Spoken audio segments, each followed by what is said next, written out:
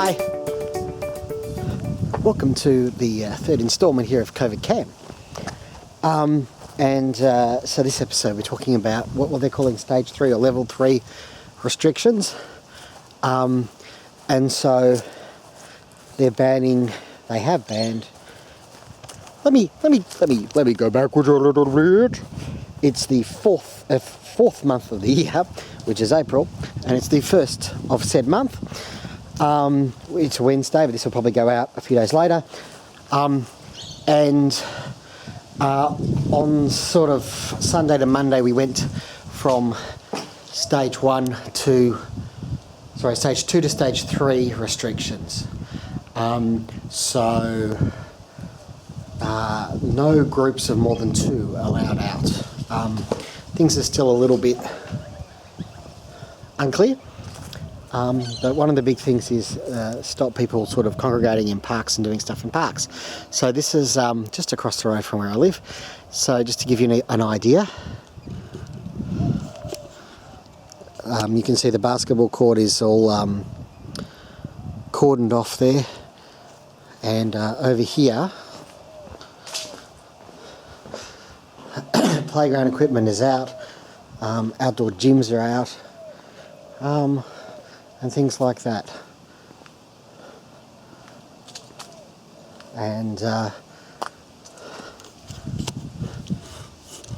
they're saying at the moment in Australia there's been a slow in the rate of increase of new victims of the virus as they come out. So that's something to be slightly hopeful for, I think. Personally, I'm doing, it is a bit like the Twilight Zone, and it doesn't, and life doesn't feel normal at all. So, I'm sort of a bit up and down, more down than up at the moment. Just all a bit flat, and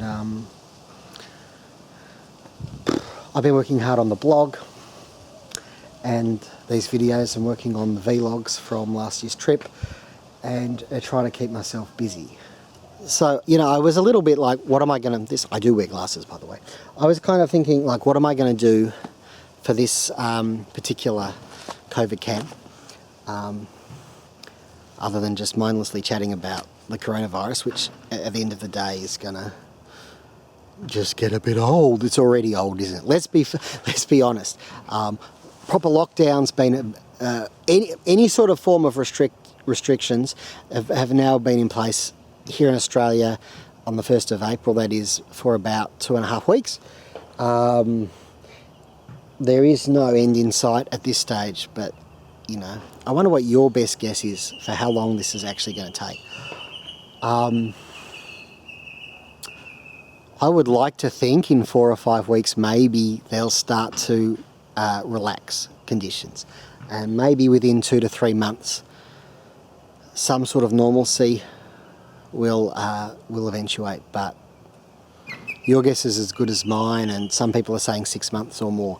So I think the effects of this are certainly going to be felt for years. So what I did want to show you is when I travel, which obviously I'm not doing right now, I like to make diaries, and I've just been working on my my latest 2019 series vlog. So I've had my diary here with me just to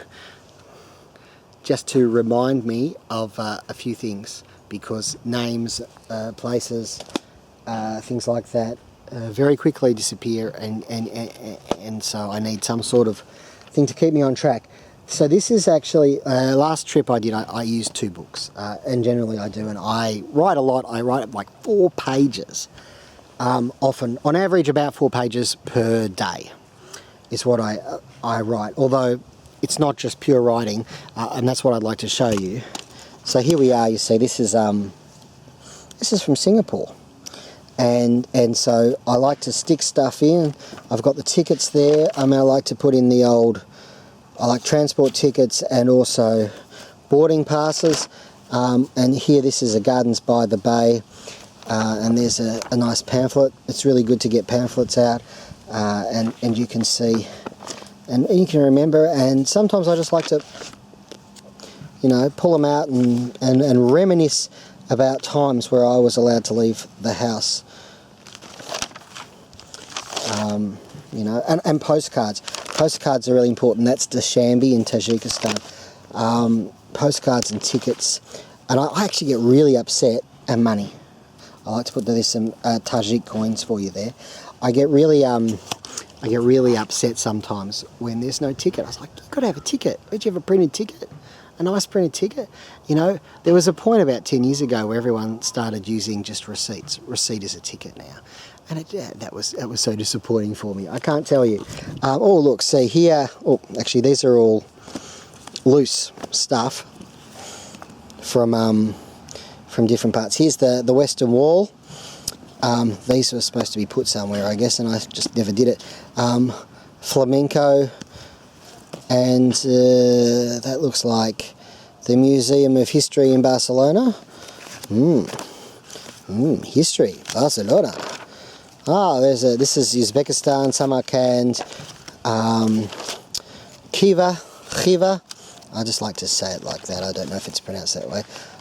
Turkmenistan. It was really hard to find any decent postcards in Turkmenistan. I got some nice, as you can see, there's some nice stamps, and then there's like the best you can do in Turkmenistan as far as postcards are. That's a giant book that the original president, when they became independent, he wrote this green book about the history of the country, and there is a giant marble replica of it.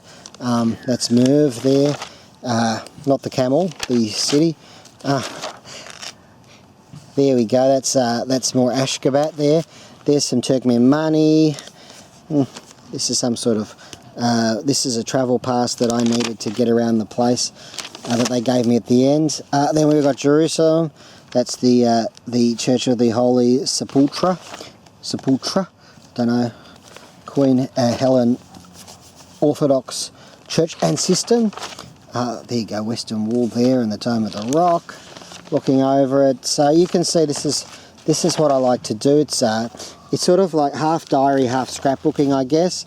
See some transfers there, some shekels. So anyway, and then we're at Minsk. We hit Minsk. And there's some notes on the final page. There's some Belarusian ruble for you, some stamps. Always get some stamps and some postcards, and I feel like it really helps me. Hello, I'm really smart because I take off my glasses and point them at the camera. Yeah, it's a really great way, I find, of keeping a record of your travels, and it's really nice to have a record that's solid and it's not virtual, actually, I think, which is why I could have chosen to do this on computer a long time ago. I do have this really cheap laptop. It was only $200 Australian, and it's been bashed around. It's still in one piece. It's a Lenovo. It must be at least 3 years old now, and it's still going. It has nothing in the way of hard drive. It's got like 32 gig hard drive. That's why it was so cheap. But it's I use that for my blogging and for backing up pictures onto Dropbox and things like that. But I still like the old solid book, and giving yourself RSI from all the writing. It's always fun too. Thank you so much for joining COVID Cam today. It's been a pleasure to have you out in the park with me again.